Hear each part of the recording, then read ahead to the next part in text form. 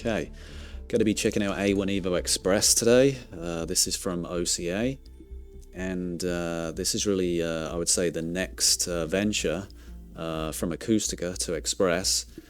And yeah, we'll see how it's all working. So I enjoyed Acoustica. I think as for the interface and things like that, and it allowed people, say with REW, to take their own measurements and essentially have a system where OCA has done all of the hard work, all of the calculations, and understands how to calibrate a system, and essentially allowed something then to automate all of that. So for me, I think Acoustica as a program was absolutely excellent. Some people have said though about this, like the sound quality and things like that, like the sound quality of things with, say, all pass filters on doesn't seem to sound quite right. It sounds like too shallow, maybe, and things like that, and that is possibly true. So, but we're now on to A1 EVO Express. My biggest worry with A1 with Express here was not using, say, my microphone and using, say, the Audyssey microphone. But if you go to his earlier videos, I think his second video here, it's an Audyssey hack for Epic Dolby Atmos.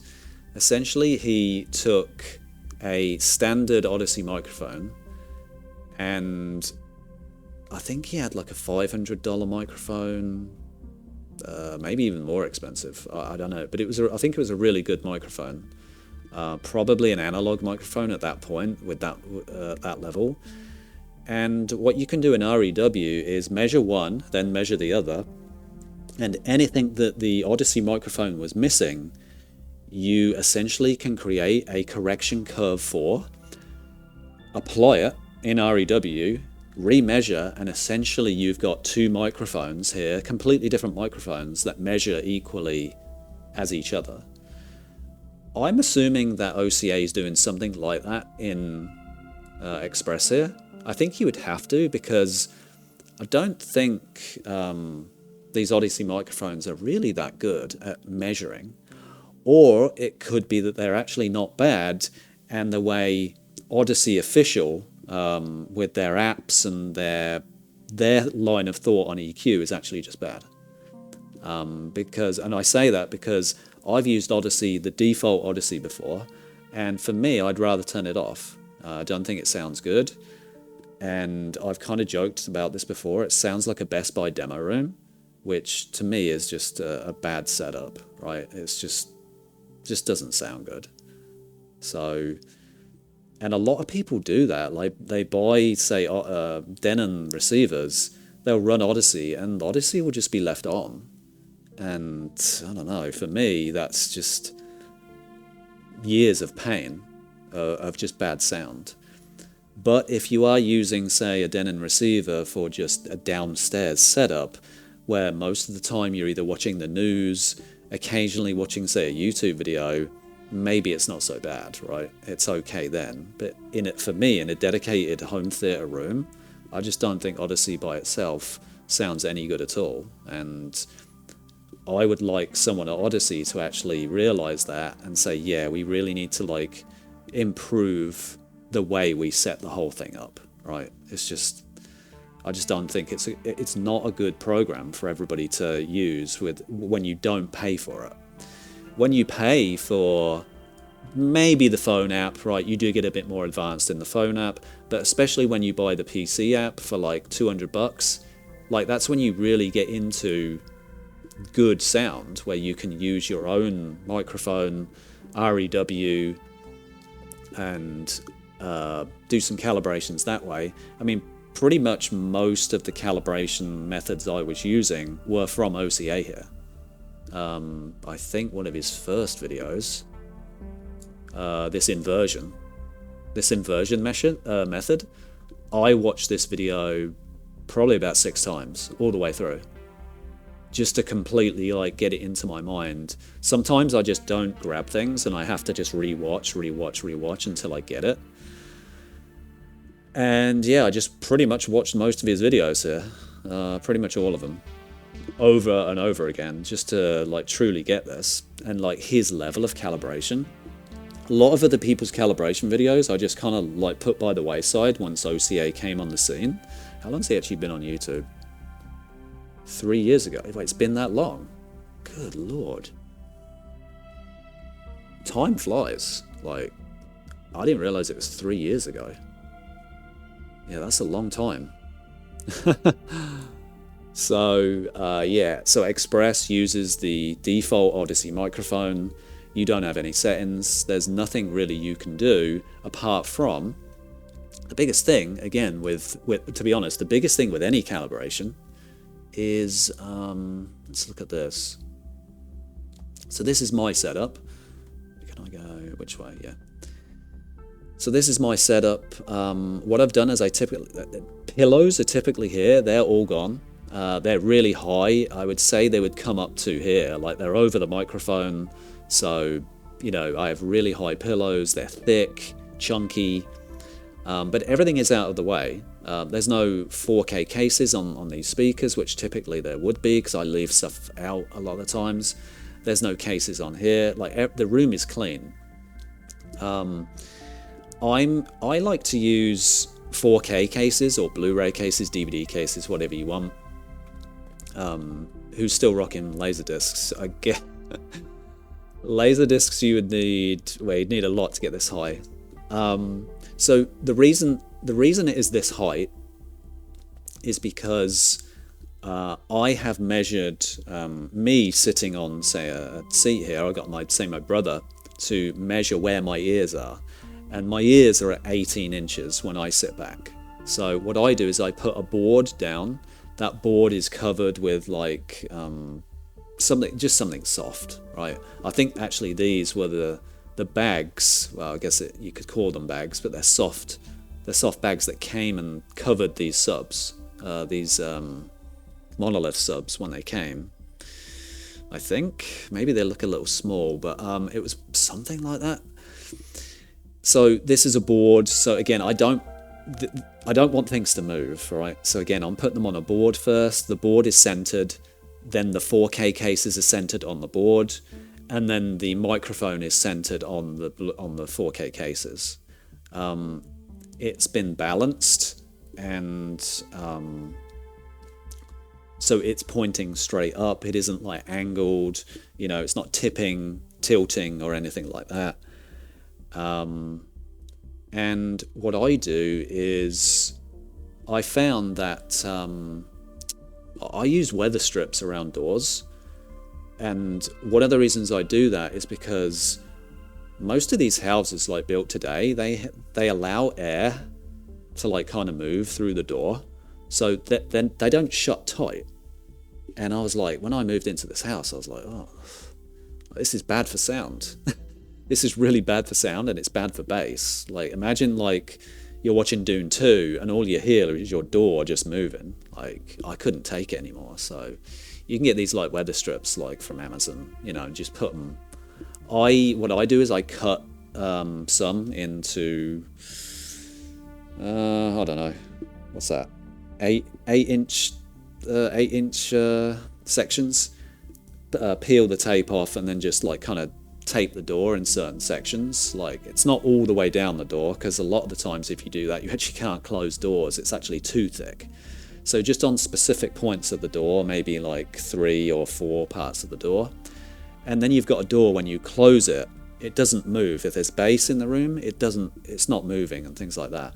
So anyway, I found that the stick that they use on these tapes, it doesn't strip like these cases. Like, these cases are basically just cardboard, right? If you use like sellotape or something like that, it will strip and rip all of this these slip covers and cases apart. But this doesn't. It's actually like a really soft. I was like, oh, that's nice. So I used it on here and just basically I taped this down because these are really flimsy, these microphones. Like, these Audyssey microphones are like really, like, yeah, they're tiny, they don't weigh anything. So they need to like be locked down. And you could use a mic stand, but I actually don't like mic stands because I'm really paranoid about things getting in the way of line of sight of the microphone. Like even if the like, let's say I put it behind the couch, I put it behind the couch here. I do not like anything in the potential way of a microphone at all, even if it's the tiniest bar that holds up, say, a microphone. I'm like, I don't want it. This is why I specifically chose to use like Blu-ray 4K cases, you know, and things like that. For me, this is repeatable. It's easy. I measure again at 18 inches. I do the same with the U-Mic 2. Obviously, the U-Mic 2 is higher, or the microphones, you know, you'd say like U-Mic 1, they're higher. So this stack doesn't need to be as high. And again, the top of the microphone is 18 inches. So yeah, it's pointed straight up. So this is, for me, the biggest thing is getting your room into a good setup. Now, for me, air conditioning, even now I'm doing this video, air conditioning is off. So again, to limit background noise, all of the doors in this room are closed. The lights are off.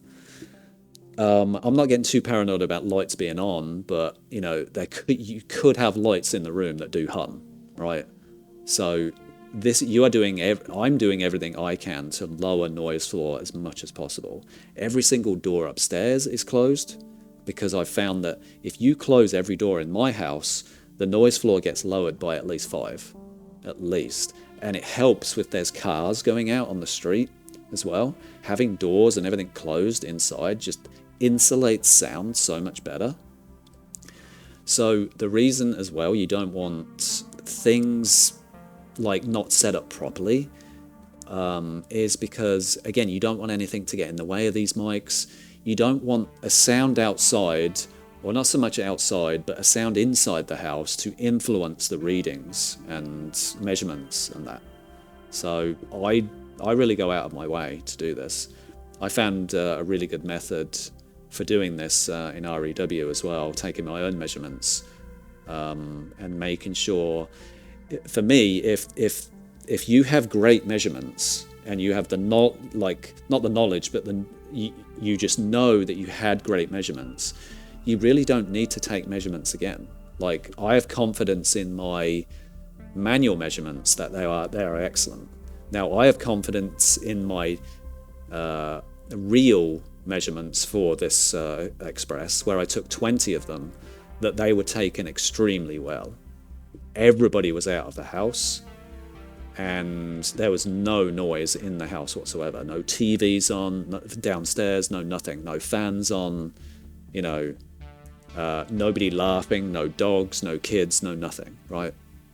So, and yeah, that's basically it. So for me, this is like the essential part. Like, if you can get people out of your house, or you know you can do it on a day where there are going to be people missing from the house, and you can just go into another room and just do this. See, I'm not in this my home theater room right now. I'm in my bedroom. And that is kind of the nice thing about this as well. You can just leave the room. Your body doesn't even have to be in there, right? Just in case that affected anything. So yeah, that's that. So yeah, that's kind of like the basics here. Like, just getting the room set up, like a discussion about what he's done before. I actually never used Neuron, because I think, again, it was using the Audyssey microphone. I was like, nope. I was like, I want to use my own measurements. So yeah, I was kind of against that, but I've realized that this system does sound very good, even with using the microphone. So so I'll go through, this is REW, I'll go through everything you need to do, so I may as well just do this. So we'll download REW and get this going. I may as well do everything that you would have to do, I'll do now. So we'll get this set up, and then we'll get measuring. So now I'll only do one measurement today, But again, you can do as many as you like. I think you can do up to like 99, but there's going to be diminishing. I think there's going to be diminishing returns after about 3. So update, accept. Now this is the beta version of REW, so I actually don't use the standard version of REW ever, so I don't even know what it looks like at this point. This is version 100 right now. Okay, finish.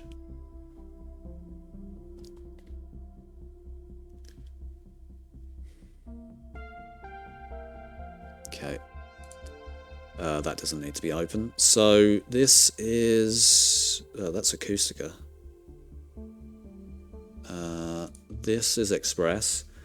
Again, a much simpler file layout as well, which I actually prefer. I think, like, we kind of, like... I think on Acoustica, a lot of people got carried away. Or just how, like, hey, I want to use this target curve. Hey, I want to use another target curve. And you have, like...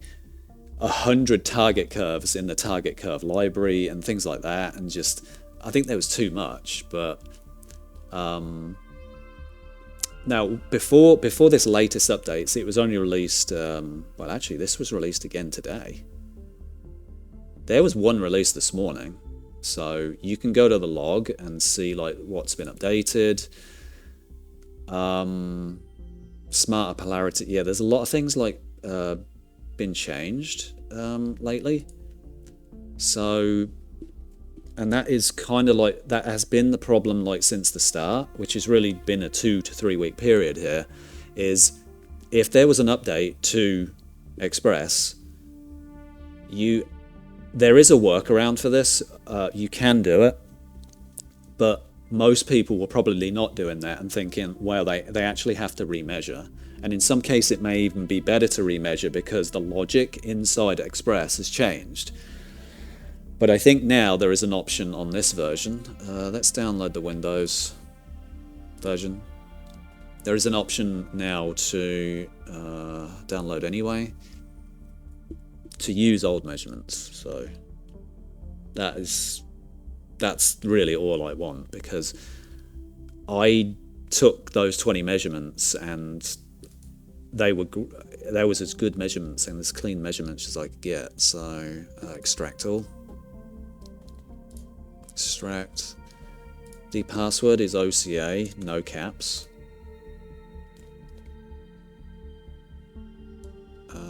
Let's delete this.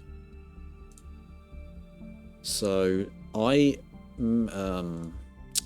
relabeled the current one I am using to current best, just in case this version is like not good. Where am I? So yeah, I think we're ready to go. Now, in just real quick though, in the downloads, in this one, this is my current one. As you can see here, we have the measurements here, 20 repeats, and this is like an ADY file. Now, I don't know, there's 2 ADY files here.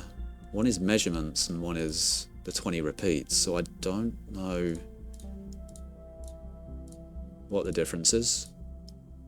They're actually, whoa, they're the same data rate. They're both 4.7 kilobits. So maybe this measurements is a copy of the 20. Maybe it takes the 20 and does its thing and then puts them into a new folder or a new file, maybe. But these are mine currently, and I'm hoping I can just use these. So, well, we'll see. Alright, so this is Express. Now, this might give us some virus warnings because it's really an unknown program to Windows. Shouldn't be a problem, though. Windows protected your PC. We can run this anyway. So, alright, this is it. So it's basically just telling us what to do here. Obviously, my microphone is plugged in. We just installed REW. I'm a person that, I didn't do this all the time on my last receiver, but, excuse me. With these new receivers, I've noticed that if you leave them on, and I mean indefinitely, you actually just leave your receivers on, overnight they actually cool off. So these old receivers though, like my X6500H, if you leave that on, you can cook an egg on it in the morning. Well, actually you can cook an egg on it in 10 minutes, but like that's how hot they get, and they never cool down. But these new receivers, if they're not being played, they tend to cool down. Now they're potentially warm to the touch, but they do cool down. I leave my receiver on the whole time. I actually never turn it off, and the only reason I do that is because it sounds better. Now this could be like an audiophile thing or whatever, but for me, when you leave amps on and do not turn them off, they just quite simply sound better. And it's the same with this receiver. I have the Denon A1H, the flagship, and if you leave that thing on for 3 to 4 days, I think it was 3 days when it actually started to sound just silky smooth. It was after about 3 days. I was just like, it sounds better than turning it off. This is why I don't turn them off. But I had some issues before about this. And it actually says here the download link for the beta. That's good. So yeah, it's providing everything here. But yeah, I just don't turn my receiver off anymore. And overnight and in the morning it's cool. So, but the problem is with that is sometimes you could have network connection issues with this program. So what I do is just turn the receiver off for 30 seconds. Before I did this, and I did this just now as well, turn it off and then turn it back on. It should get it should re-flash the connection a lot cleaner. You know, there could have been problems. I noticed the other day there was an update for my modem, and I didn't realize it until about a week or 8 days after, because we were discussing it in the house. I know this is like off topic, but we were discussing in the house. Like, we play World of Warcraft and the connection's just not good. Like, spells are like not going off at the right time. And I'm like, look, I'll check the modem. And lo and behold, we actually had an update for it. The whole interface had changed. So I applied all these new settings, restarted it, and now we've got a like zippy fast connection. So there's a lot of things sometimes. If you are having like connection issues, turn the receiver off if you do like keep it on like me, or just, you know, obviously restart and check your modem sometimes. Maybe just do a restart. A lot of the times it can really help. So speakers, polarity wiring. This is like a contentious issue, because some people connect their speakers correctly and still get reports of like polarity issues. I'm pretty sure,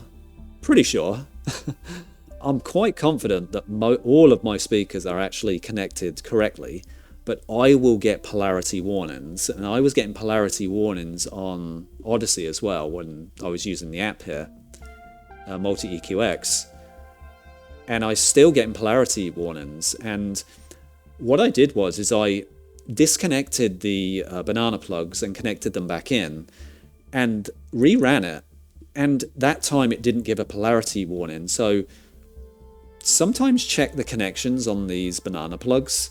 Sometimes they could be loose and giving you a false positive or some type of like false reading. So sometimes I've just literally took the banana plugs out, put them back in, and now I'm not getting the error anymore. So it's like, you know, I don't know if it's true polarity errors or it's just the way Audyssey is reading this. So, but I've also heard that some people have actually had their speakers incorrectly set up. Another thing is if you're going through a amplifier, double check that things haven't been switched. Like somehow you've got the white go into red and red go into white and things like that. So there is things to check. Prepare the subs.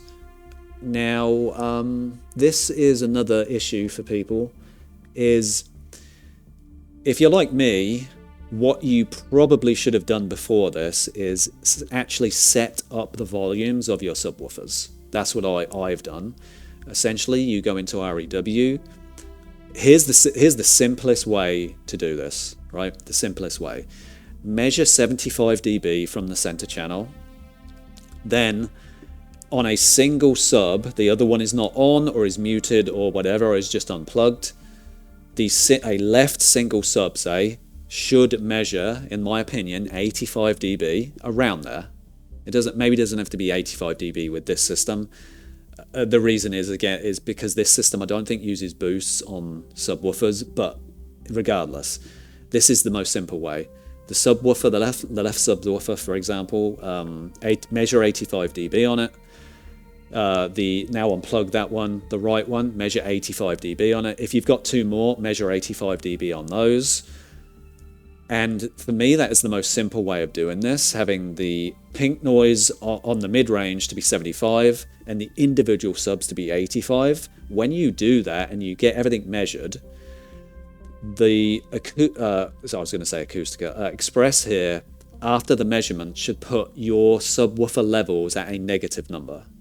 If your subs are at a positive number, either the measurements are off, the receiver's LFE balance is completely off, or there could just be bugs in the way Express is applying the levels to your specific receiver. So another thing, I don't think I can show it. I don't think it'll show because there's no content being played. Surround parameter? No. It should, yeah. If you typically went to surround parameter, there is an LFE mode specific to the LFE. That needs to be on 0 for measurements. Actually, it wouldn't matter, would it? No. It wouldn't. No. Forget that, because I was thinking. Actually, sorry, I'm getting confused. For Express, it wouldn't matter itself. However, if you're basing that measurement off of, say, REW here, and in the surround parameter here, the LFE is set to, say, negative, let's just say it was set to -4. You're basing your then 85 dB with a -4 dB bias, and then when you measure with Express, the levels aren't right. So definitely check here. Can I check on here? I don't think I have an LFE playing on downstairs though. I don't use the LFE in that way. Audio, sorry. Nah. This is my downstairs setup, but yeah, I actually don't use LFE down the stairs. I use like center spread down there. But yeah, make sure this is set up correctly. Because again, what you're measuring in REW will not be the same as what Express is doing. So,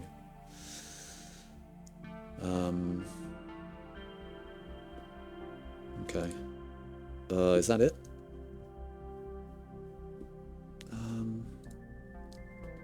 Mic, again, yeah, my mic is set up as, I think, as good as it can be. It's pointing straight up, it cannot move, and it's at ear height, which is, for me, 18 inches. I measure 18 inches when the board is on.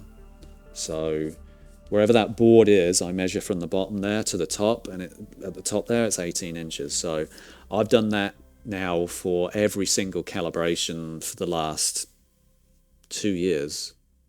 Yeah, once I got the height, and I'm like, okay, I want the height to always be the same every single measurement I do, because then all of the measurements will be the same.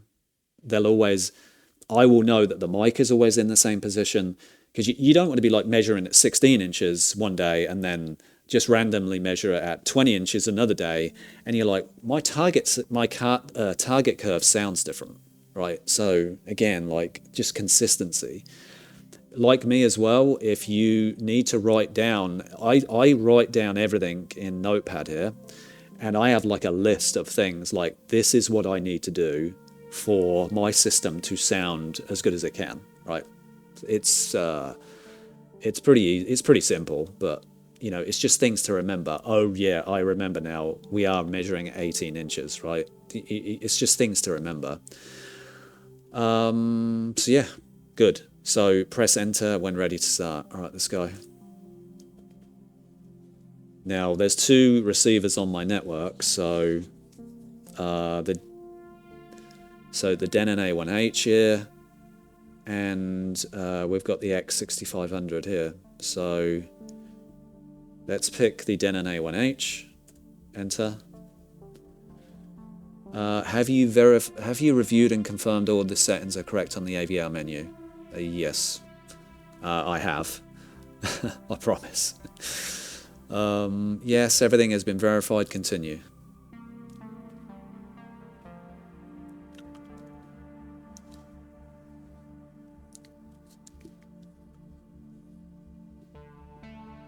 Continue with Express. Enter. Oh, right. This is new. Oh, right. Sorry, I've just never seen this before.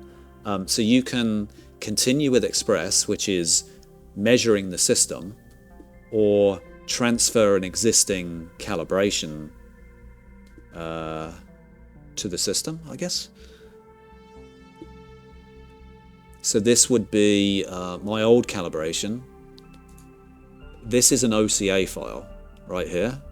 A1 EVO Express, September 7th. I think that was at the weekend, Saturday. So it would be able to transfer this file if I copied and pasted it into the other folder and transfer that to the receiver. There is a benefit of doing this. You might think, well, why? Why would you want different setups? But these new receivers have presets. So preset 1 and preset 2, you could do slightly different things with as well. You could even have multiple setups, right? I know people were talking about this like on YouTube videos where they have a daytime setup where their curtains are not drawn, like, and they have glass windows and things like that. You could have a setup for that on preset 1, and you do something different on preset 2.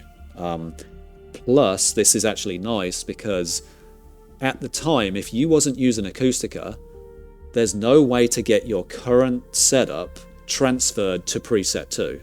There's no way unless you just remeasure the whole system again, which is slightly annoying.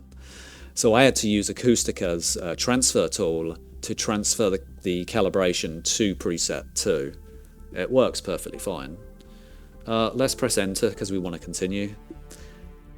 Enter the required number of measurement repeats per speaker. Now it's defaulting at 8. Now, when this program was first released, it was defaulting at 3. The other day, it was defaulting at 5, and now it looks as though it's defaulting at 8. I guess this is to cover, like it even says here, potentially noisy environments, right? To just make sure this is like really correct. But I'm just gonna press 1. We're only gonna do 1 measurement for the sake of the video, and let's press enter. Waiting for AVR to fully recover from state change. Okay.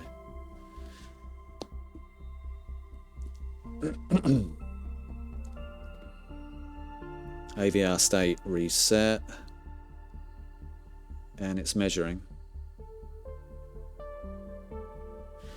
One thing you could do on your system as well is just run a single calibration like this, or a measurement with this program, and make sure that what is being swept is actually the right channels, because I've heard some people talking that their receivers are set up like differently, and like they're not coming out the correct speakers. So the center channel that there, it says polarity inverted. So you know, I think I've set this up correctly. Maybe I double check though. This could also be the internals, like not set up correctly. If you are really worried about this, and this is really detecting like polarity issues, and it truly is happening, switch the connections over, the banana plugs over, remeasure and see if it like gets over this problem. Some people are like, look, I don't want to mess with the inversion and things like that, but look, if this truly is happening inside the system, it would be worth correcting. So it might be worth me looking at this as well. Because I think OCA has designed a new system for his system now to figure out what is happening with polarity. It's now not based on Audyssey. So it's based on his system, whether it is truly the polarity is positive or negative. So now this process to me looks a little slower than the old way. It's actually taking a little bit of time here per speaker. And this is really it, right? And again, this is why for me, I left the house. I went for like an hour walk. Like when we just went for a walk. Let it do its 20 measurements, and that was it. Unfortunately, I got onto measurement 3, and measurement 3 errored out. So, I wonder if I can show you while this is playing. So, after pass 3, we got to the front height right, and it just failed. That's when OCA or somebody got back to me and said, basically turn the receiver off, right? Turn the receiver off, and that really should fix it, and it did. So that's the thing, if your receiver's on like mine all the time, sometimes the network just might need that kind of reset. So, alright, it's finished. Now I'm not sure, now I know what crest factor means, but wait, oh, this is for the sub. It probably means they're too loud by 0.9. Now, is that 0.9 like in this? Is this 1 dB too loud? Maybe. It could be that. If that is the case, then it would be 84 dB that this system would prefer. But we can also see from what it does to the receiver. So what do we actually got? REW is not running. Check in common REW internet. Right, so it's found REW. Attempt to launch it now with the API enabled. So yes. So it should just start that.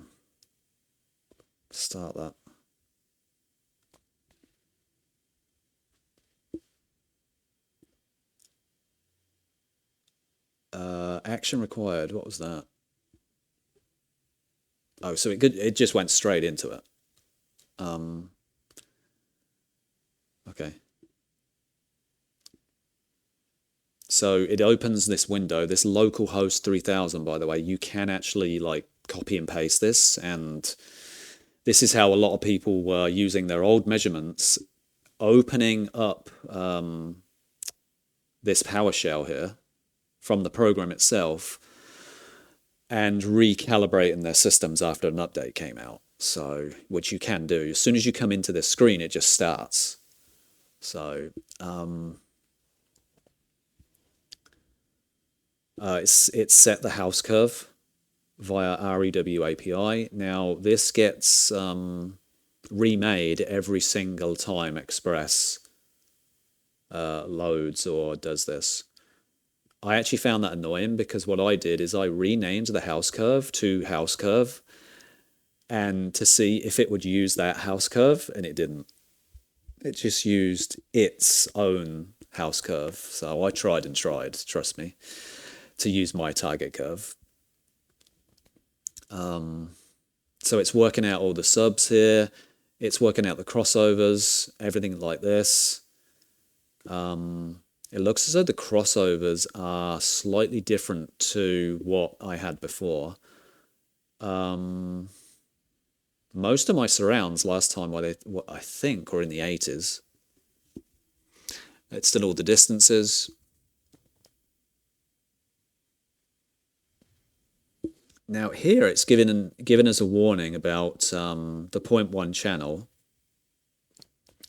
And it's where I was trying to go earlier. In the surround parameters section, when 0.1 material is playing, you can lower the actual 0.1 channel itself by 10 dB if you want.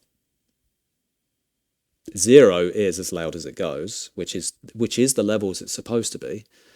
But the LFE on like say my downstairs subs, here's a few things for me. If you have subs that are like 500 watts each, I don't think you're going to be able to play the LFE channel with Express at the volumes that it gives. I think it's going to be too loud. Now I'm not saying it's too loud on a system that is set up correctly and you've got extremely powerful subs. But when your subs aren't powerful enough, the 0.1 channel is intense on movers. Like, it is really, it's strong. All right, so it's finished.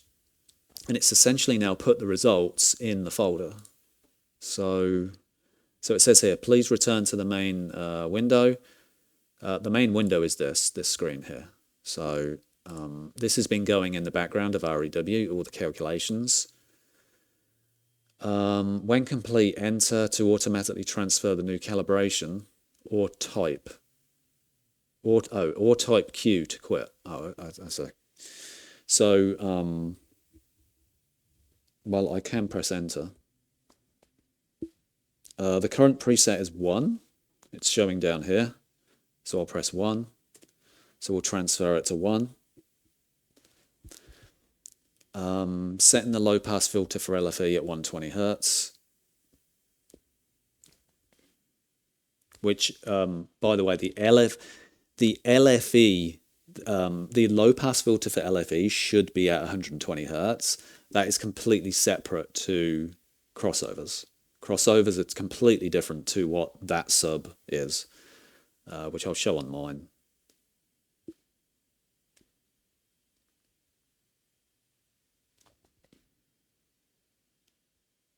Okay, so the AVR A1H has been updated. So reference mode when listening at low levels at night, and for optimal calibration use, you use flat. So I basically save everything for mine on my quick selects now on the remotes for flat. So I never use reference. Ever. I don't use any of the dynamic EQ or any dynamic volume. Filters are designed to work best with dynamic EQ. I assume that is for the night mode. I assume this is not, the filters are designed to work best with flat. I assume this should be connected to reference. Yeah, because there's a full stop there. I assume this is one sentence, but it looks as though it's a separate comment. So that's done. This is done. This has all been saved in this folder. Latest. Yeah, so it's got everything. It's got the one repeat, it's got the measurement here, it's got the house curve that was applied, and it's got the save here. So if we wanted to, say, load this up to preset 2, we could. So I wanted to show a few things on the receiver side just really quick. So let's refresh and see what it actually did. So speakers, distances, this is everything applied in the distance section. The subwoofers, all of this. Now, by the way, this is not that far away. I mean in distance, like subwoofers being 3 meters away compared to 2, that's not far away. What I did as well is I removed my mini DSP from my subs because the mini DSP adds like 15, actually it's like 12. It's like 12 milliseconds of delay.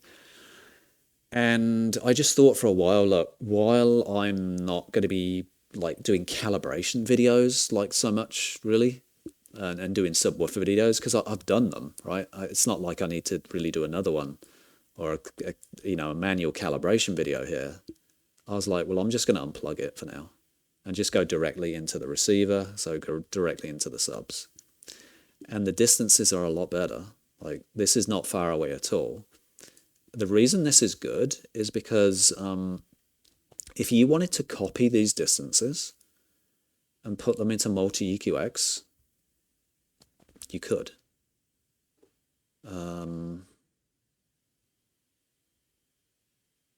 New, existing, I guess new. Where's the demo one? Yeah, sample AVR. Can I look?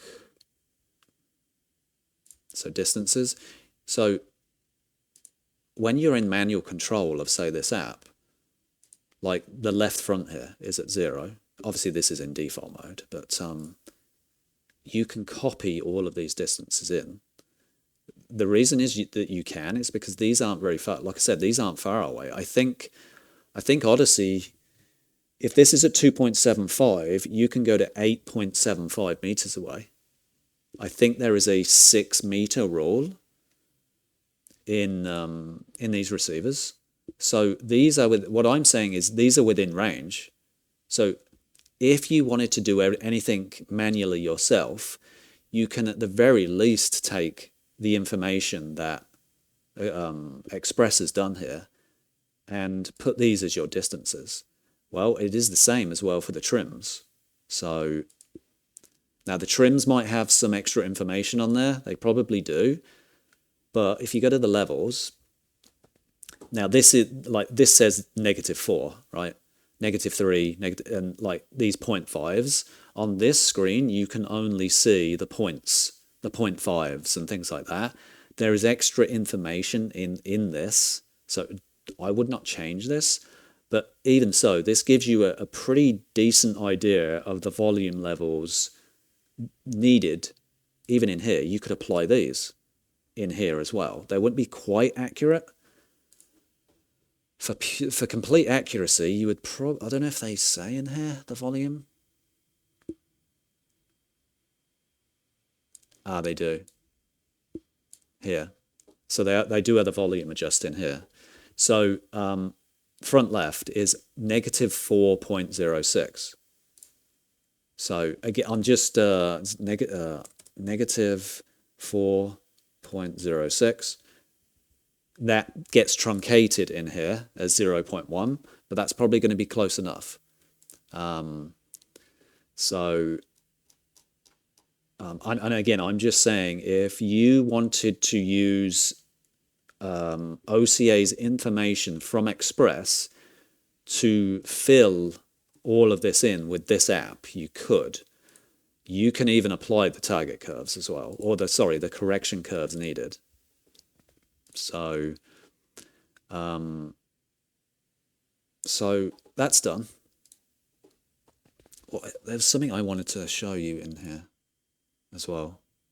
Oh, right. So, yeah, let's continue looking at this, like crossovers. So the only speaker that got set to 80 Hertz is the surround. I'm surprised at that because that's one of the speakers that actually struggles to get to 80 Hertz. And it's only because of the position. It's not because of the speaker itself. Because I use the same speakers all around for surrounds. Atmos, everything. They're all the same. They're all ELAC unifiers. So this is like the room doing this. Now, so a couple of things with me about crossovers. This is specifically why I wanted to send the calibration also to preset 2. For me, preset 2 is my music setup. And it might be true that 60 Hertz is probably the best for my fronts, for my center, surrounds, and all of these channels. But me specifically, when I listen to music, I want it to sound a particular way. So if you go to 2-channel playback, it's set to auto, which I don't want to change, because if you change this to manual, it just is not the same. Even if these distances are the same and these are the same, it's just not the same. I figured out, I just went back from auto to custom, and I was like, they don't sound the same. The bass is nowhere near as good. So this has to stay on auto. And so I want this to be 80 Hertz. The reason I want this to be 80 Hertz is because I've specifically set my music up with a negative 10 dB bias per left and right speaker, which indirectly puts the subs up 10 dB. So the reason I do that is because I listen to like bass music, drum and bass, like that type of stuff. And if I don't put this bias in, to me, the bass just sounds terrible on music. That is, for me, I think that is the compromise of using a receiver. You've got a 0.1 channel which has massive elevation in bass, and then you listen to music and the bass levels are completely different. They're 10 dB lower. Straight up, they would be 10 dB lower because they don't have that channel. They don't have that 10 dB boost in the channel. So for me, when I listen to, say, Dune 2, the bass levels are about the same in Dune 2 as they are when I listen to, say, drum and bass. I mean, it's heavy bass, but that's what I like.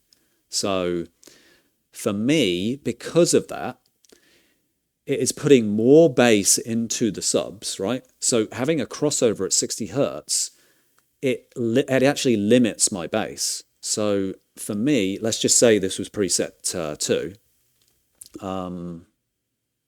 You would go to crossovers and change that to 80 Hertz. Now, some people are going to be saying, wait, you're changing the crossover. Yeah, it's true. But here's how I believe the EQ works on Acoustica.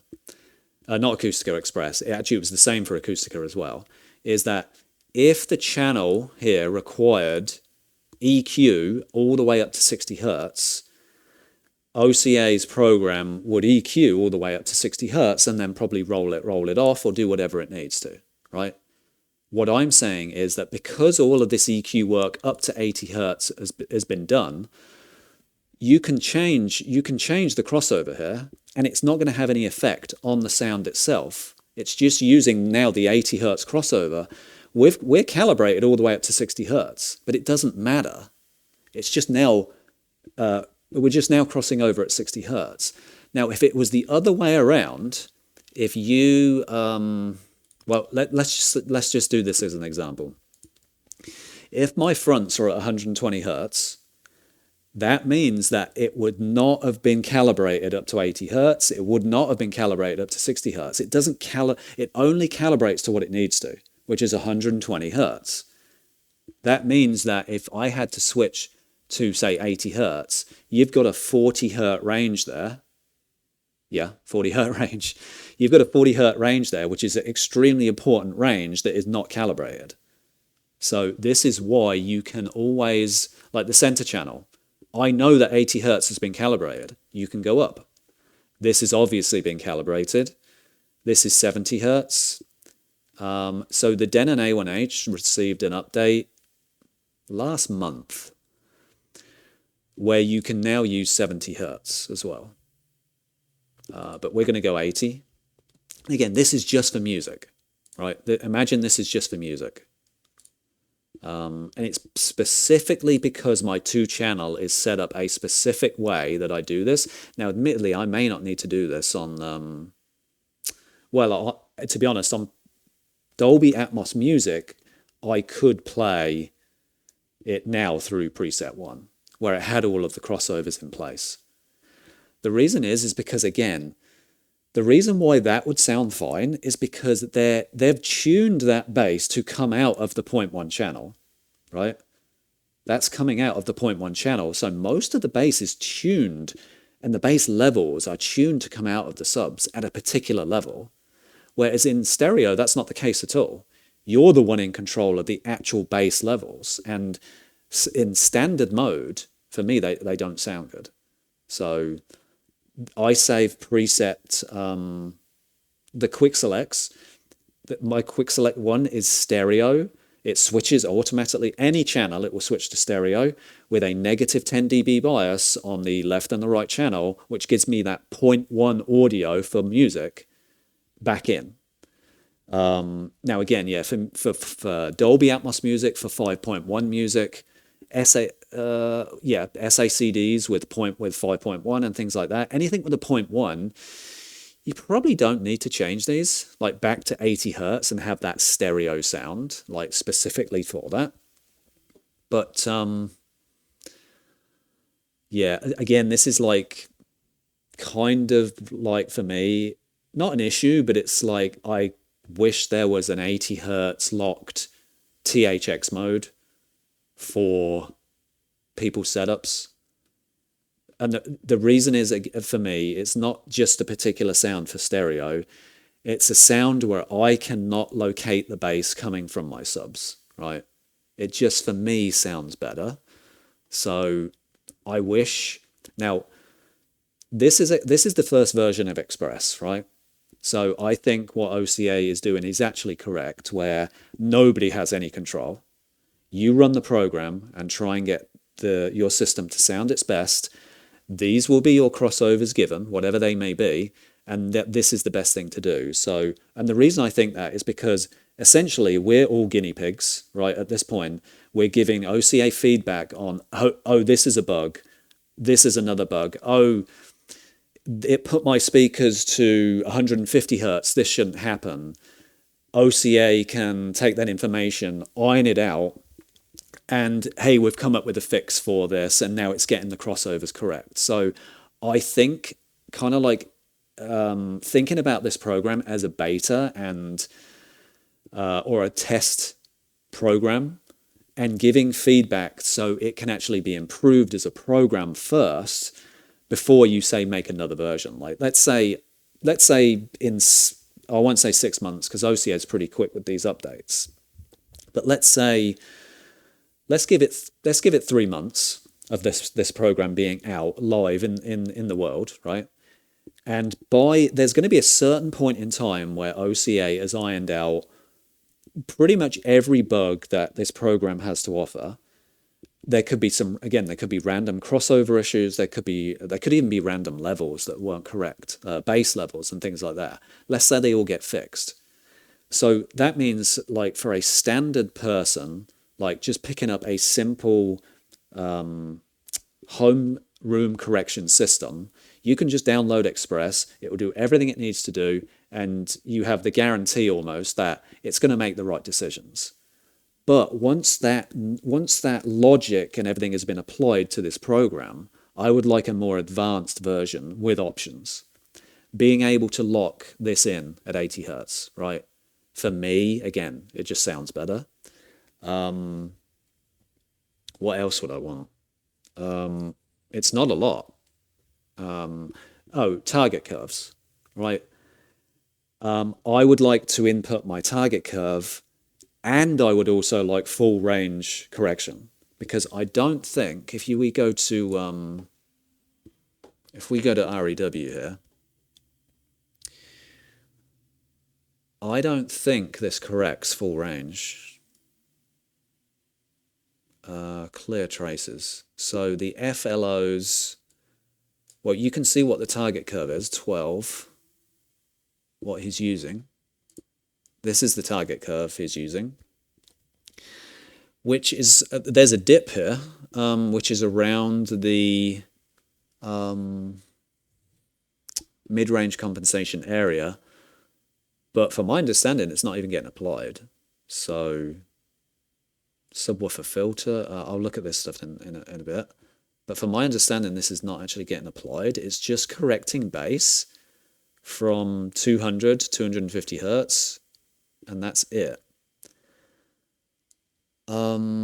So 16 is and we'll check that. We'll check this here, right? So if we go to 16, 16 is the front left filter. Oh no, it's not the filter. I don't want to see the filters. I want to see the actual results. Final. No filters. Oh, they're here. They've been labelled weird. Front left filter, front left final. Okay. Right, so let's look at this. So this is the front left final calibration, right? So you can see it's really not applying correction here. This you wouldn't want to fix anyway, even though it doesn't look good. This would not want to be fixed anyway, so there's no boosting here. It's not fixing this dip, which is actually good. You really don't want to fix that. This is the subwoofer actually doing this. You don't want to fix that. It didn't. Now this part here though could be fixed, right? And this is why on Acoustica, if I used say plus 6 dB on the subwoofer correction, it would just fix this problem and make the levels better. So this is the final, right? So let's get the original. Oh no. What's the smoothing? What smoothing did it say? VAR.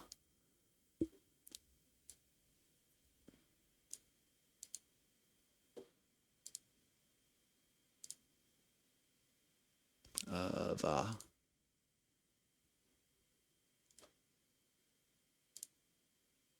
One sec.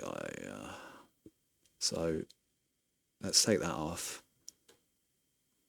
I just want to make sure the smoothing filter is not going to get applied to anything else. So VAR smoothing, apply. Okay.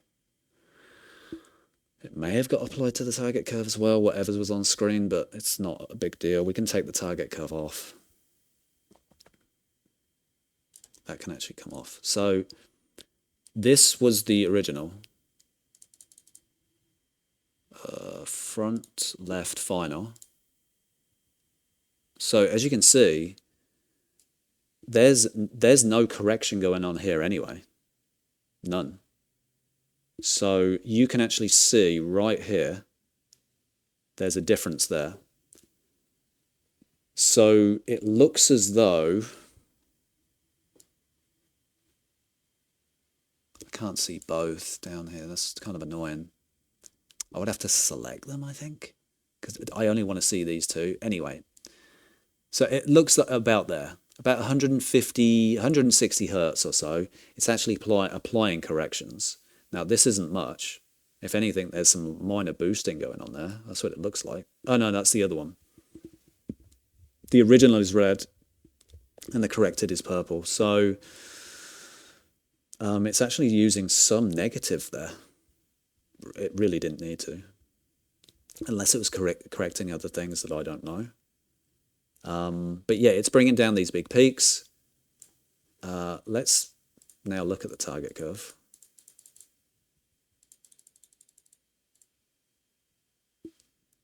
Target curve. Right. So yeah, it's not doing full range either. So Acoustica did full range, which I liked. Now, there's a couple of things with the full range EQ that you could do to make this so it wasn't done in an aggressive way, right?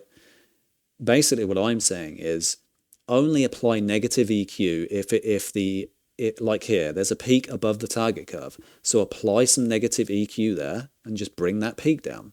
Here, where the mid-range compensation level area is. See, these, I use SVS, these SVS speakers, and they, honestly, they're great speakers once calibrated, but they are very aggressive, as you can see here, on attack after about 1.6K.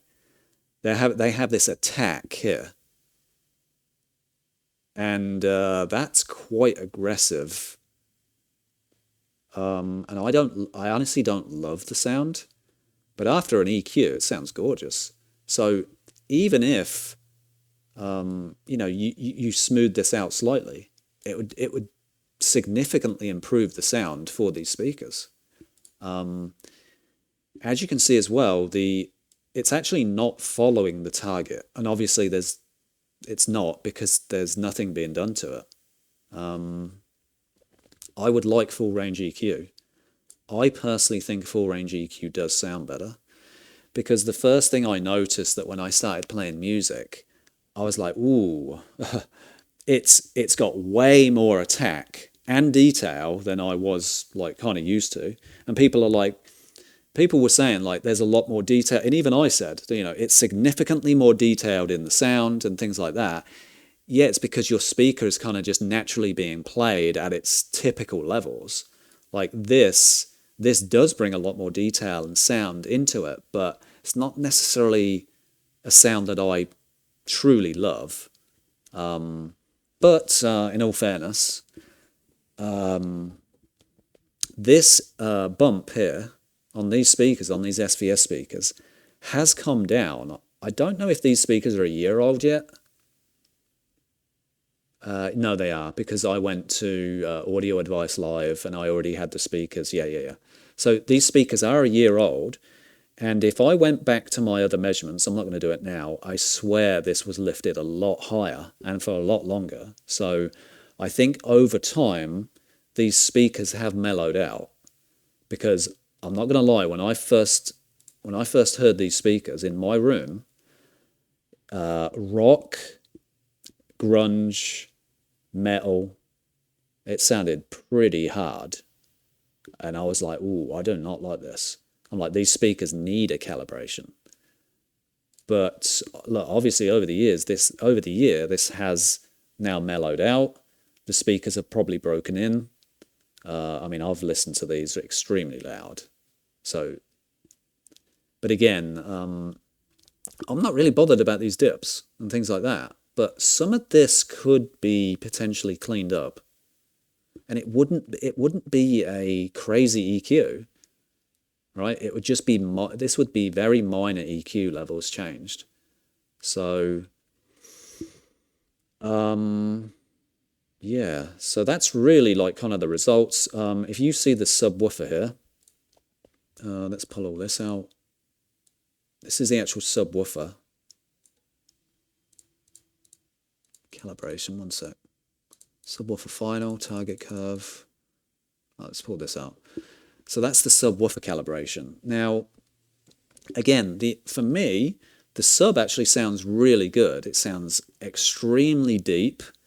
Look at this, it's following the actual calibration really all the way up to 150 hertz. The calibration is really good. This dip really should not be corrected anyway. It is just, maybe if I had another 2 subs in the room, this would be ironed out and smoothed. It could be where my seat is. The thing is, you can give me all of the advice in the world about like, hey, if you moved your seat 2 inches back, or a foot back, you would actually get perfect bass, right? Wherever you are in the room, right? I actually don't care. And that might sound strange coming from me, that, hey, you maybe could improve your sound if you move your couch back. I actually want to be this close to my TV, to my LG OLED TV. And because I sit relatively close to my OLED, even a 77-inch OLED, it feels big. It still feels big to me, that screen, because I do sit relatively close. You can see the picture here, where my couch is compared to this, right? I sit relatively close. I've tried the subs on the inside. the bass response is worse. So in my room, I get significantly better bass with the subs being right on the outside. And look, I'm fine with it. It's sound after a calibration, whether it's done by me, whether it's done by OCA, I've got great bass with my calibrations, and I've got great bass with Acoustica, and I've now got great bass with Express. But I think as well, if there was an Express Advanced or so if you had Express Basic, which you had no control over anything, and anybody could set it up, anybody could run it, and they get their system calibrated in probably 5 minutes, right? This video is obviously a lot longer than it should be, but you'd get your system calibrated extremely easily. That's fine for, I would say, probably 90% of people. They just want a system that sounds good, that is calibrated. And one of the biggest things, one of the biggest things that improves sound is actually two things. Is one, getting the levels correct on the actual channels themselves, being able to hear the center channel, being able to hear people speak in a movie. It's such like, just having that and having correctly balanced surround channels, it's just huge. Another is getting the distances right, which this does. So if you can get your bass levels, your 0.1 bass levels set correctly, you can get, with great calibration, you can get them integrated with your mains extremely well, or very well, perfectly. The levels are all correct. You know, this system, this is absolutely incredible. But for the more advanced people, and the people that actually kind of don't mind going through the hurdles and things like that of choosing their crossovers, allowing bass to be boosted in certain spots of their subwoofer, right? One other thing I would love it if OCA could do this is employ, say, dip control. This dip here is an out of control dip, right? So can he add logic into Express where it knows this dip is just completely out of control, right? Because in when it's unsmoothed, it would probably come all the way down here, right? Can it have the logic to know that this is unequable, right? And still use plus like this. There's no problem here. This isn't a dip that is a problem. This is. So if you could add the logic inside to run an EQ with a subwoofer that's using, say, a plus 6 dB boost, it could apply the nice 6 dB boost here, but it wouldn't apply here, right? That would be the type of logic that I would like employed into Express. I don't quite know how possible it is. Maybe if Express detected that the bass levels fell more than, see, if you see this curve here, this is the roll-off of the subwoofer. This is natural, right? And it's coming towards the end of the response. This is at like 17 hertz, 16 hertz here. There's a natural roll-off of the sub. Obviously, the program needs to understand that, where the roll-offs actually are, and it does do that very well. But can it have something inside it as well that, say, around 103 hertz here, we shouldn't have any roll-offs really here, and the bass levels are falling more than any curve, right? How much is this actually falling?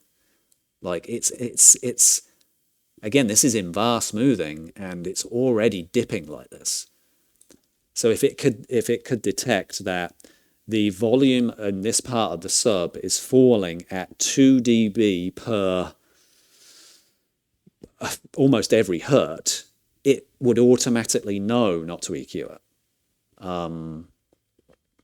There's some other things as well. So that's actually unsmoothed. Wait, is there a subwoofer unsmoothed? Is that the sub? No, it's not. Surround back. All right, that's the sub. That's the original sub. So yeah, most of this is actually not being touched. It's just brought down its peaks, which is great. Again, this is great, but I generally have found that you have a smoother bass sound, cleaner bass sound if you actually do raise these parts. So yeah, that's kind of just some of my wants for if there was an advanced version of Express, right? I think I would love it if it could be done. And again, this is just for people that want to tinker as well with their own target curves. Actually, we can see the difference between my target curve and OCA's. So, where's mine?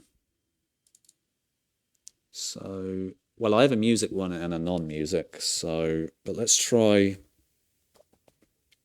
the movies one. Okay, we'll align it to 0 dB. Right there. Okay, so what is what? Okay, so the purple is mine, and OCA's is the light blue. Why I prefer my target curve to OCA's is a couple of reasons. Is again, purple is mine, so as you can see, it's this is really a Harman curve, like what OCA is using here, or what is typically known as a Harman curve. And if you see this, the bass is rising it's too early. Like I mean, in all fairness, it's starting to rise at 400, right? I don't like that. I do not like that sound. It creates that boomy, almost boomy bass levels. So what I did is I actually EQ changed this target and essentially made this more essentially flat, right? And it raises slower and then comes up. The peak is actually higher. And it's the same curve, but the peak is higher.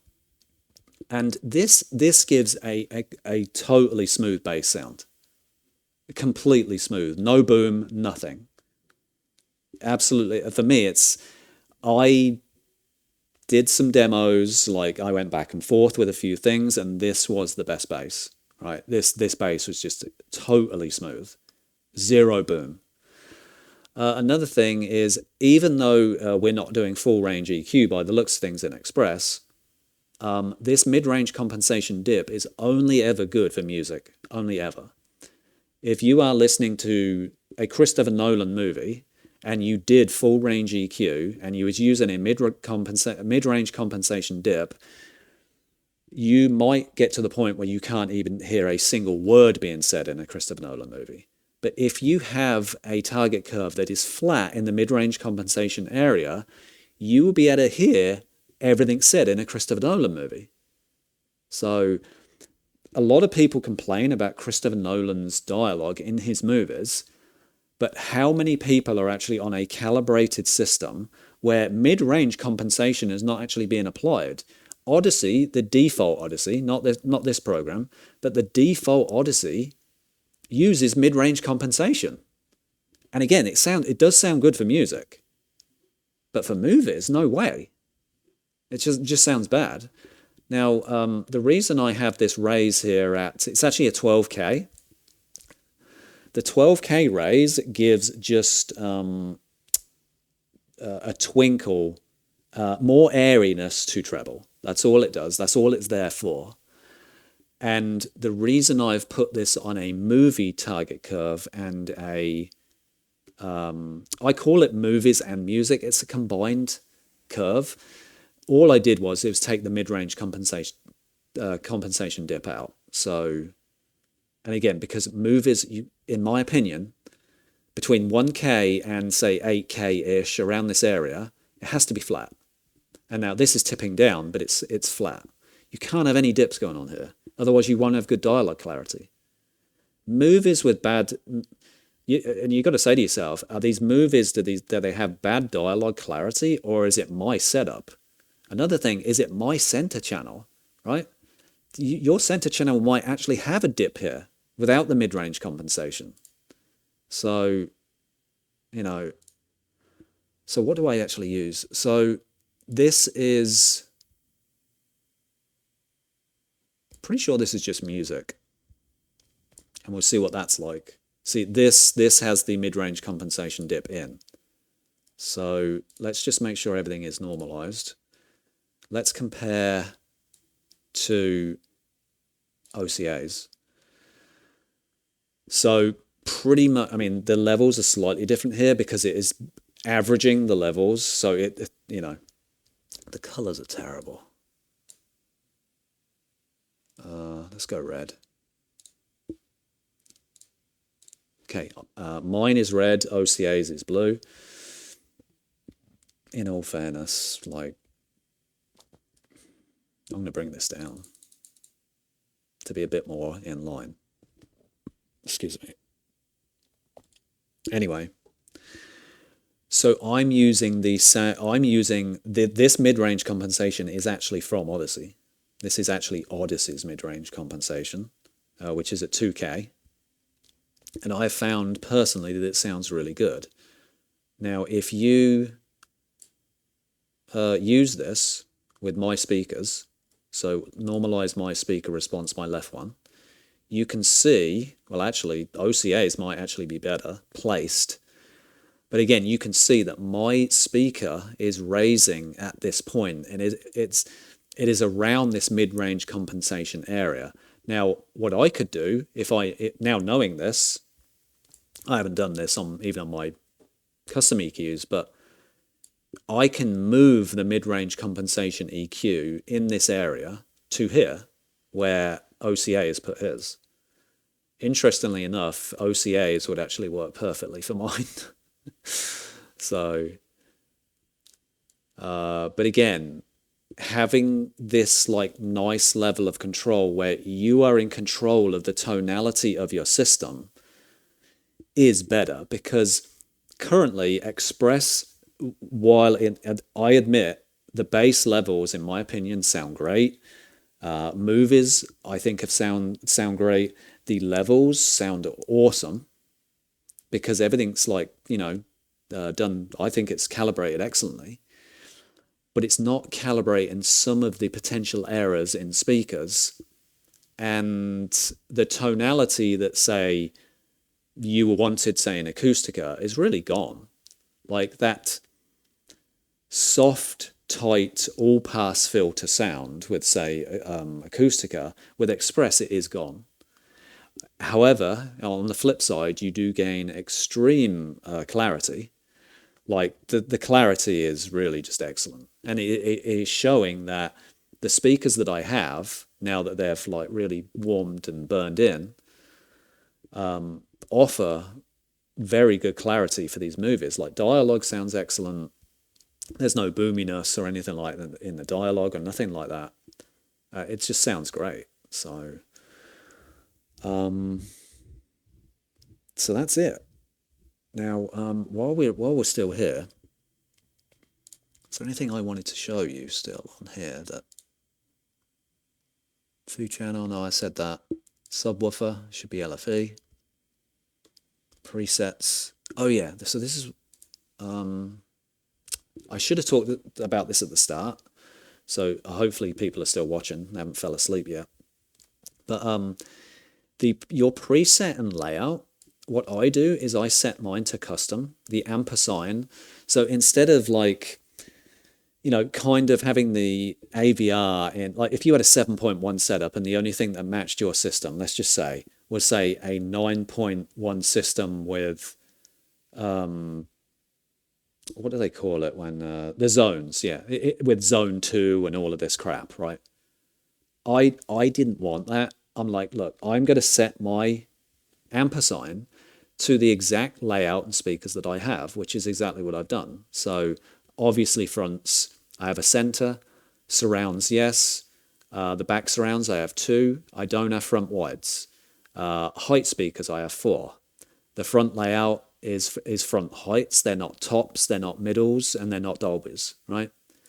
This is actually an Auro 3D layout, so the speakers are as high up into the ceilings as they can possibly go to mimic that Dolby Atmos sound.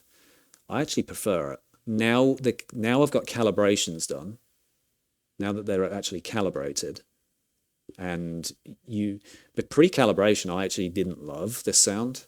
I actually found hearing heights and things not pretty difficult. But when you get all your levels balanced and when you get it all EQ'd, it sounds great. So rear layout, you got the rear heights as well. They're not Dolbys, they're not back surrounds, they're not surround heights, they're none of this. Subwoofers too are obvious, and the subwoofer mode is standard. So again, this should have been at the start, so I forgot about that. Sorry.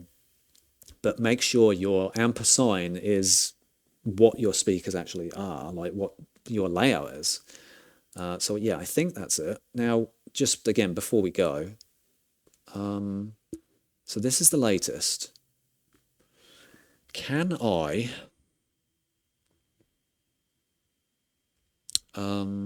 well, if I copy this version and put it in my other folder, let's try it. You know what? Here's what we're going to do. We're going to copy the folder. Copy. Okay, good. So this is a copy. Everything is copied in here with the 20 repeats, everything. We're going to delete Express in here. This is the latest, so we're going to copy the latest version of it. Paste. Okay. It's not open. Let's close this just in case there's some weird stuff going on.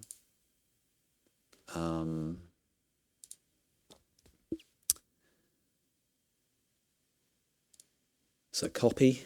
All right, so let's open. Let's see if we can transfer or use these or not, or do we have to remeasure?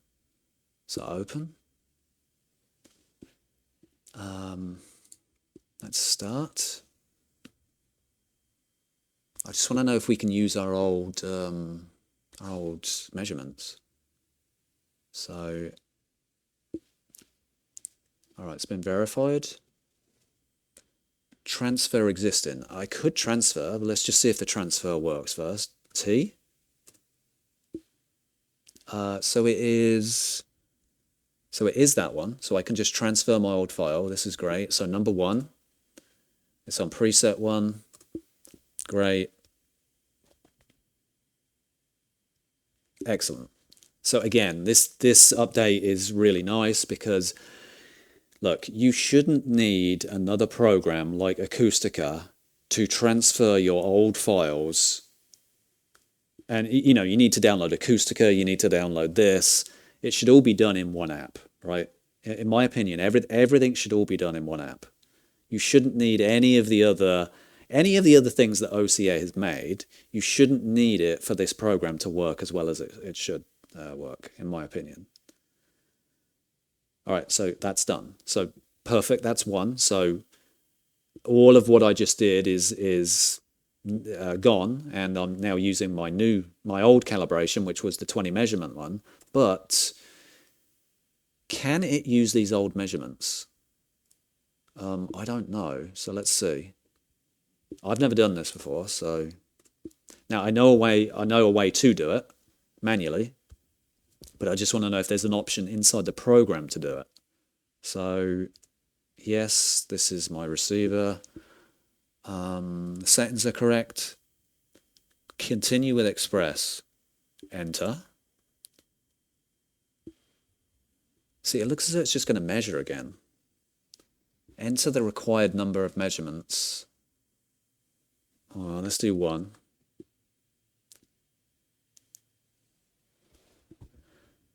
So I think there should be an option in here to... Now this is probably going to go through it again. Yeah, it is. Hopefully I can stop this. If I just stop this, hopefully it won't bug out on my receiver. I'm going to do it. Anyway, on one of those menus, there should be a menu option to say use previous measurements, right? So it would find the ADY file, whichever one it would use, the measurements or the A1 EVO 20 measurement repeats. And the reason is because there's probably new logic applied to this Express, and it can recalibrate for you and then send it to the receiver. That's what I think it should do. And in any case, do I have it written down? Just give me one sec. Okay. Yeah, I just wanted to make sure I found this first. So somebody on the AVS forum put how to do this. Basically start REW with the API server enabled. So the API server is enabled here. So let's remove all of these.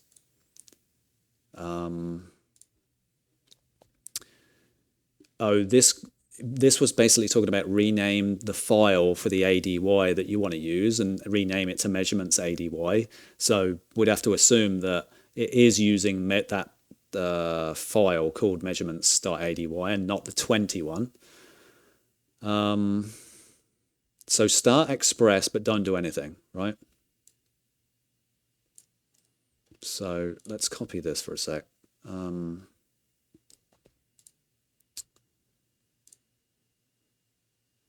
Copy of best, and we put this in. Okay, so start Express. Right, so it started. We don't need to maximize it. So then, so start Express and don't do anything. Then go to the web browser and type that in. And then when you get, all right, so let's just do this.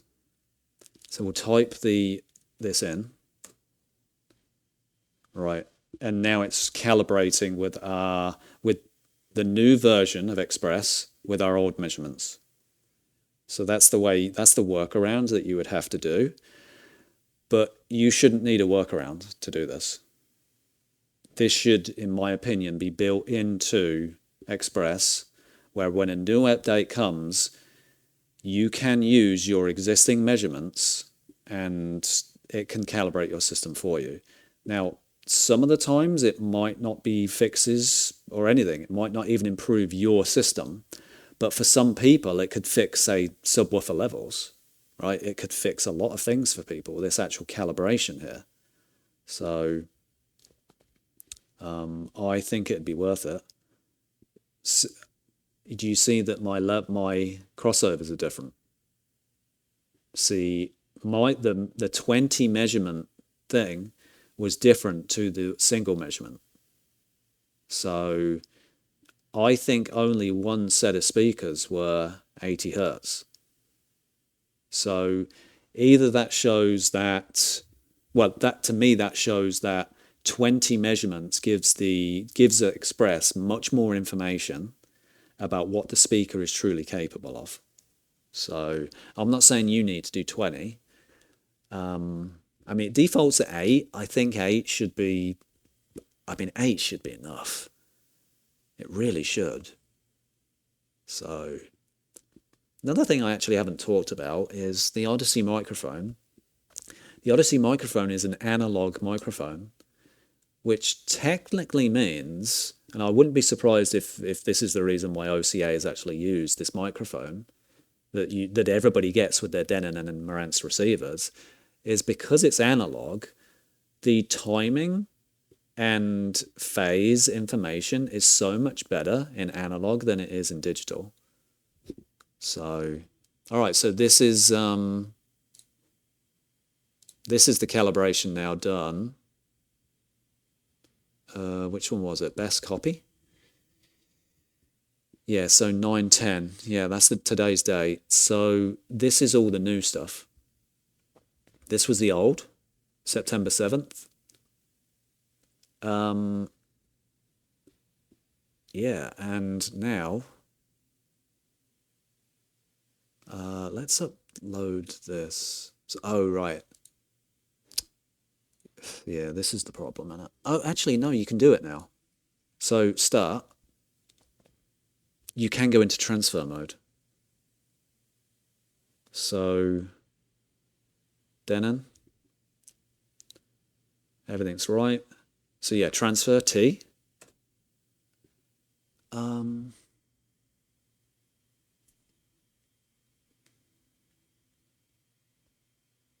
Right, so one is 9.7 and the other is 9.10. I'm just double checking, which is number 1. So you press 1.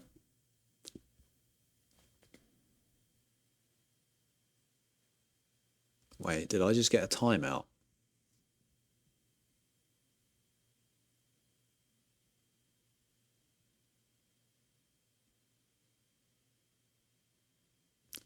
Settings might have been compromised. Oh, okay.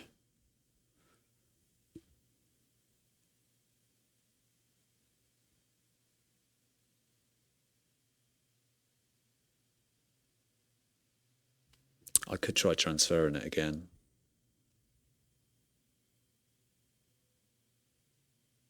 It said it was successful, but let's just try one more. So open. If there's an error again, then I'm assuming it's because of the way we did it. Oh, I think I know why. Because I X'd out the calibration.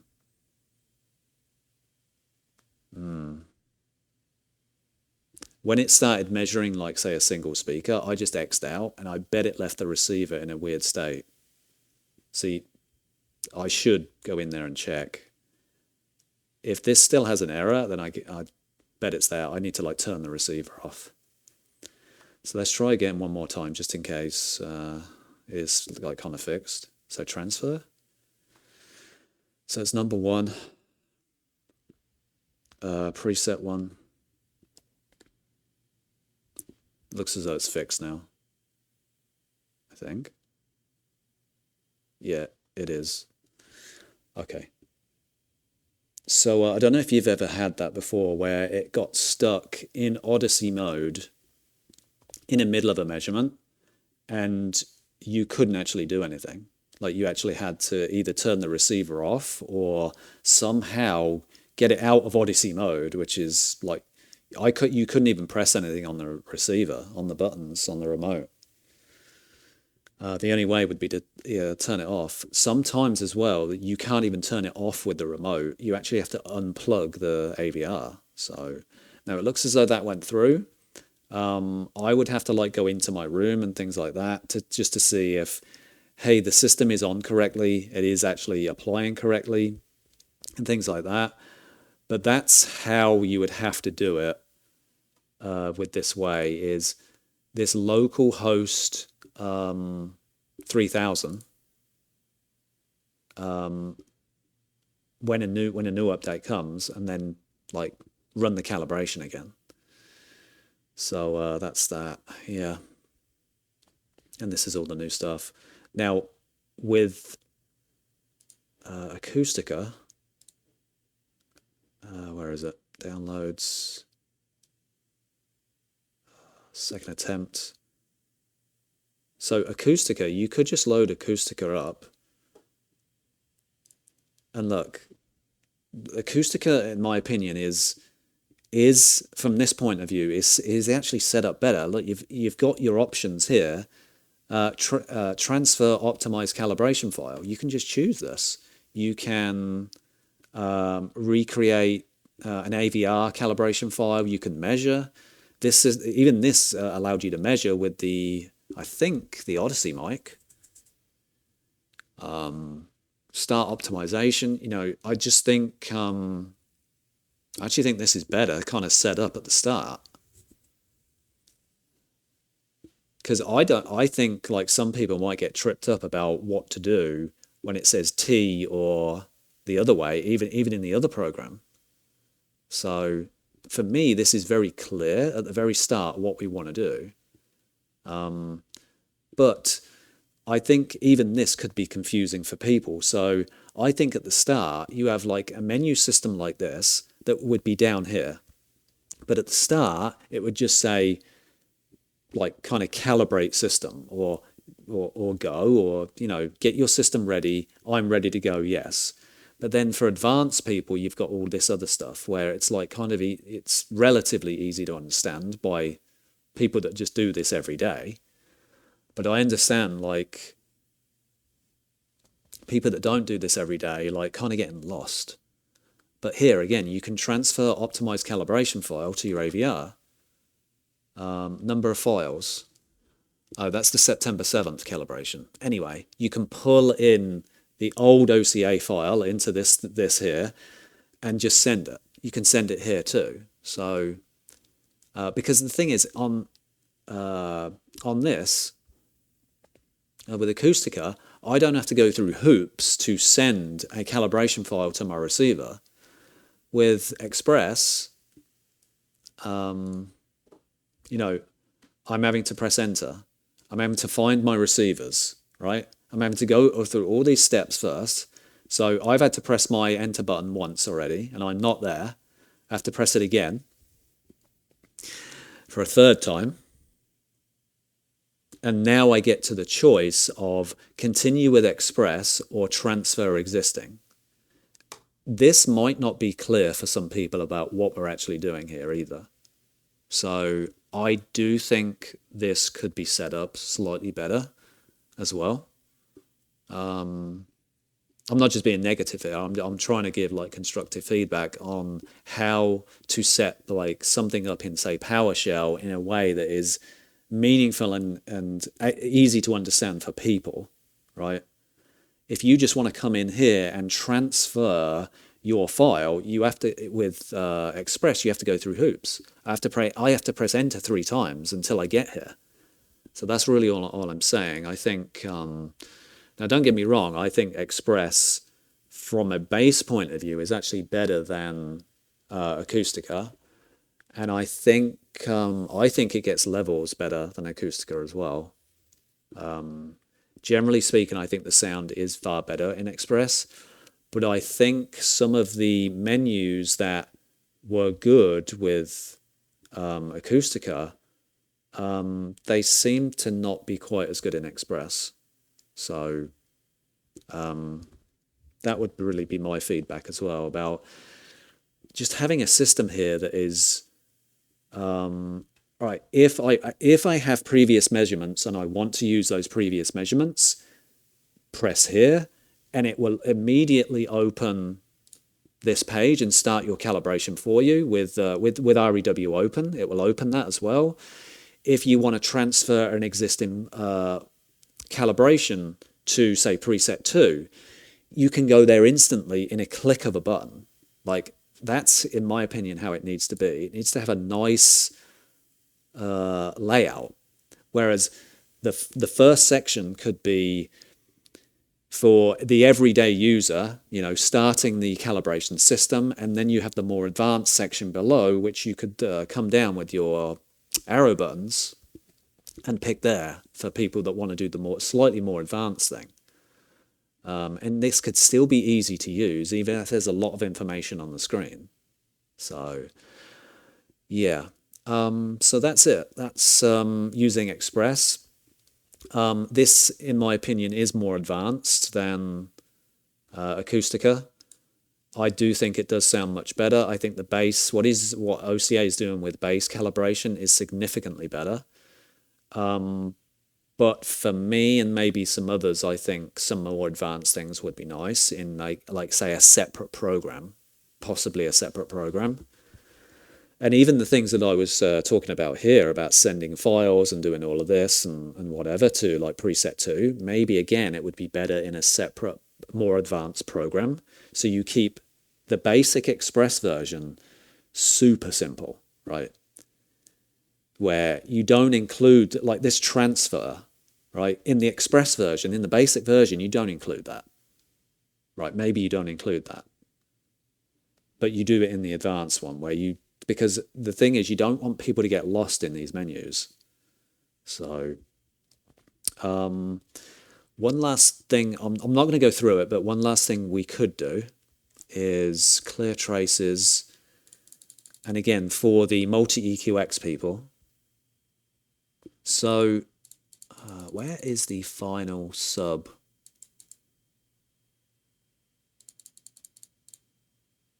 Where's the final sub? Sub final? No. Where's the actual filter? Here we go, sub filter. Where is it? Right, so this is the sub filter used, right? Now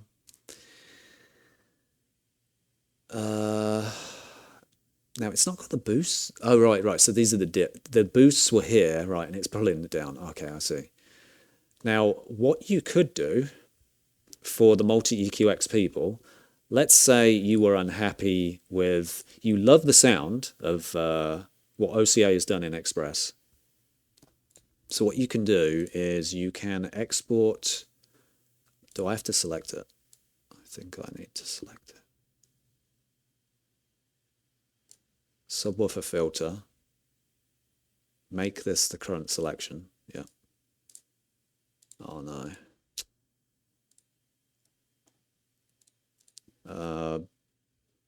REW is bugged out. That's annoying. Anyway, what I was going to say, and it's even still on the screen, you can export Express's correction file to a folder, and then what you do is you import target. Let's just say it was on the subwoofer channel, select. You could pull in that folder, right? Let's just pull this in. I think this is my target curves. Oh, no. Let's just pull this in. Just to imagine it was called this Express target curve. So you pull this in. Yeah, the levels are all off. Don't worry about it, but because it's at 75 dB, you would just pull it in, and it would apply to the subwoofer channel. It would apply here, and you can do that for all of them, right? You can do. This is totally bugged out, isn't it? Oh, did I fix it? Oh, I did. So export measurement as text. You want with bass, you want the resolution to be as high as it possibly can. You want no restrictions. So Audyssey can only do so much, but let Audyssey be the limiting factor, not the resolution of the measurements themselves. So test for MQX, right? So test for MQX, pull this out. So import a target, subwoofer, measurement, test for MQX, and there you go. This is his correction curve for the subwoofer. So if you go into subwoofer 1 here, you see that all of this has been applied. You can do this for every single filter here. All of these filters, you can take those filters and put them in. Why this is useful is then OCA's target curves, you can say, are applied to to this. Then if you, on top of that, because this program here, multi-EQX, you can add another target curve, by the way. You can add a second one. You can add a third one. Now, stacking them on top of each other in the bass areas, and you constantly stacking, isn't really a good idea, but we wouldn't be doing that anyway. We're going to assume that the bass calibration and everything like that for all of the speakers is done absolutely perfectly. But this like 5 to 10K area, you could bring down some of those raises that I was talking about in my left speaker. You can do it with this program. So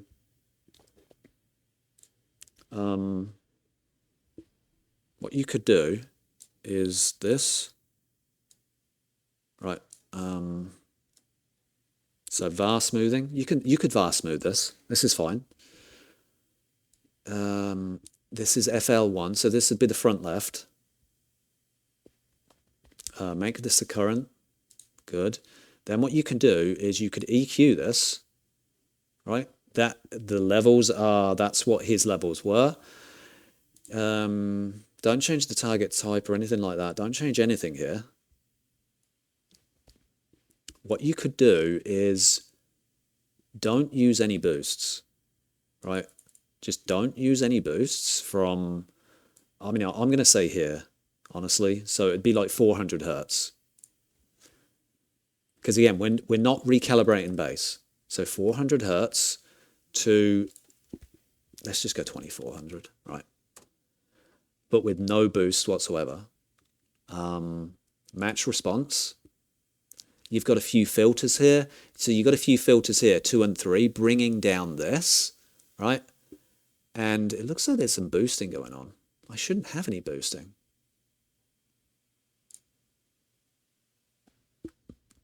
There's a boost there. I don't really love that. Just trying to actually bring this up. Yeah, I mean, look, we're just at the minute we're just saying to not use that. Anything that boosts, we're not doing. And this is the same deal. Well, you could generate measurement from predicted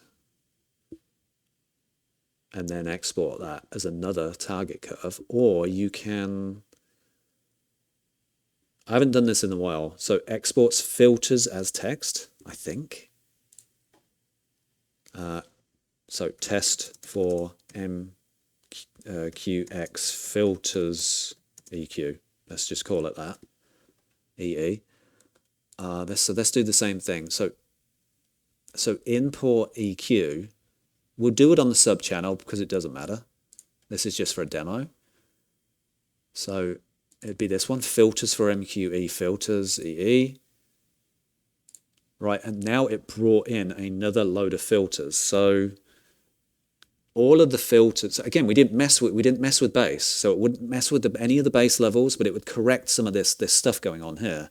Now you might be able to see this better in the subwoofer section here.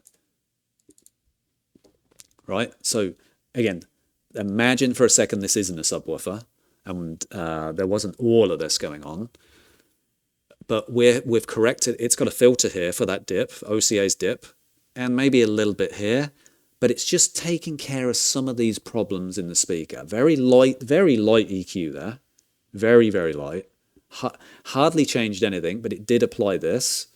So again, this is why at the start I was saying in this program, you can match all of OCA's distances. You can even import the bass responses for every single speaker. And then if you want to, you can actually do this extra EQ. You can. Again, it's not a lot. This is not a lot. Like one here, this dip here. It's all very, very minor EQ stuff. Very minor. And if you do see any boosting by mistake here, just come into the EQ filters here and just knock them out. Because we're under the assumption here that, look, we don't want to boost, we don't really want to do that, we just want to take care of a few of these peaks. That's it. You would probably get a much smoother sound, and now we can actually, essentially, we are using our target curve. Now, this is OCA's target curve, so again, you could put your own target curve in here with this program, copy all the settings, then upload this. Are you going to get the exact same sound? I would have to test it, right? I can't imagine it would be that much different. I just can't imagine it, unless OCA is doing some really sneaky stuff that you just absolutely cannot do in this app. I don't know that until I test it. One day I will test it, and we'll see. So yeah, Acoustica or Express here, sorry, I keep calling it that.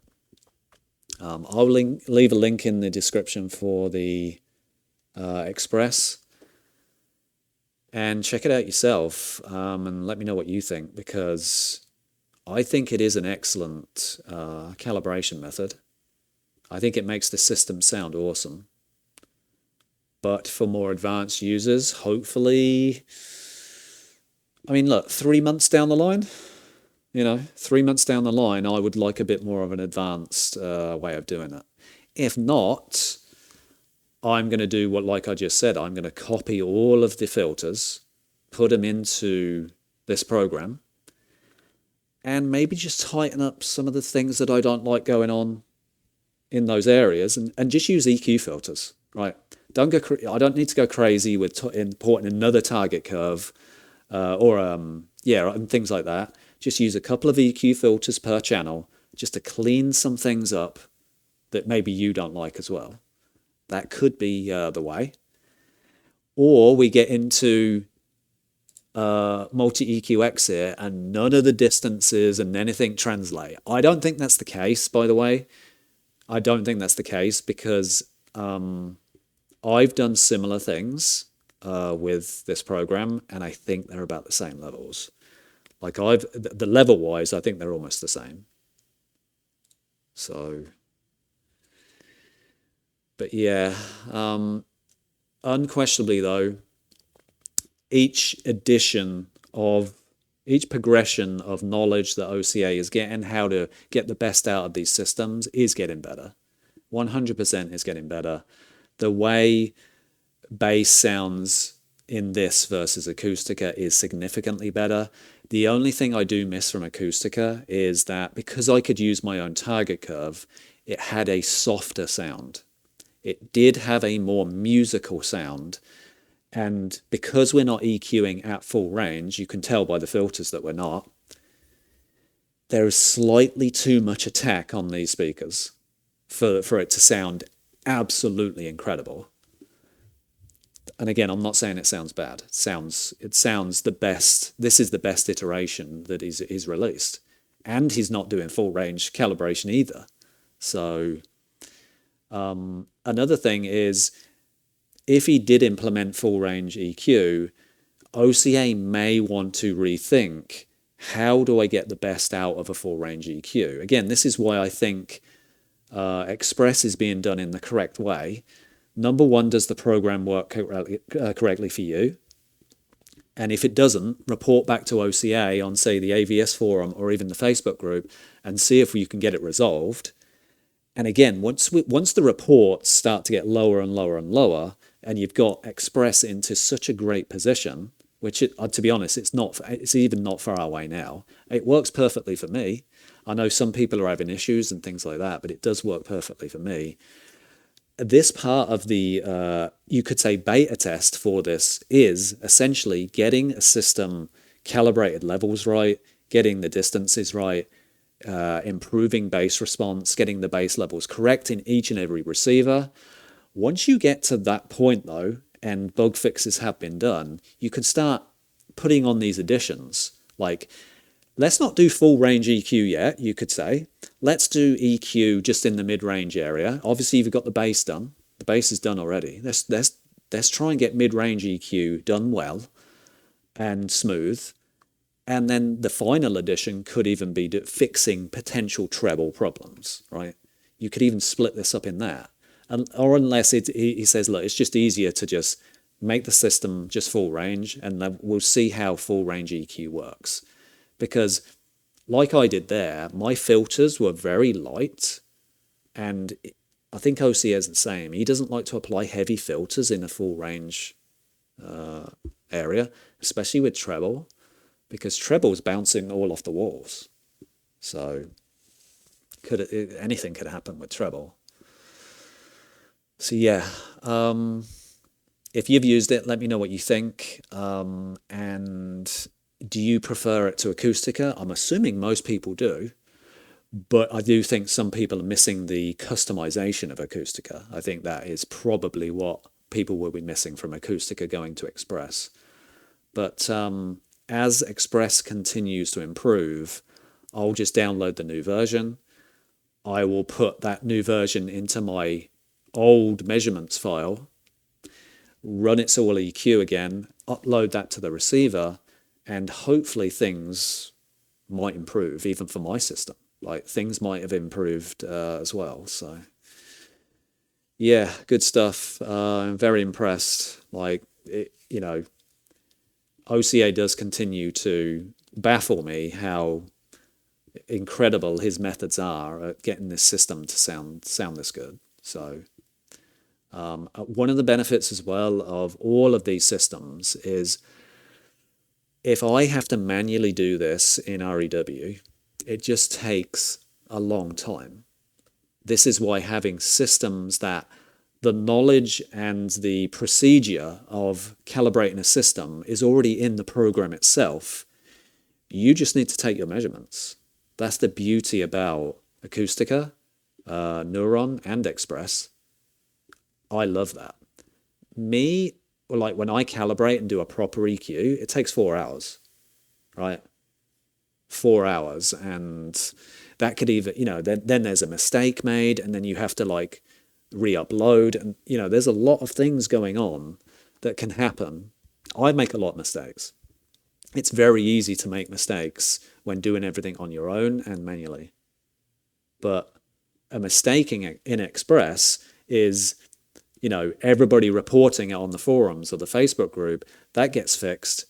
And, it's just a lot easier to manage in that way. So, yeah, I think what OCA is doing is great. And I'm very impressed. Very impressed. So, soon, I think OCA should contact Denon and Marantz and say, look, I have a new calibration method that I would actually like to get applied to Denon and Marantz receivers.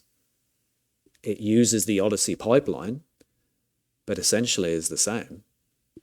Imagine if you could plug your microphone in to the receiver, and it says Audyssey, Dirac, or Express, or OCA, whatever it would be, Express. You click on Express, and it calibrates your system essentially in exactly the same way Audyssey would, but it just does a far better job, right?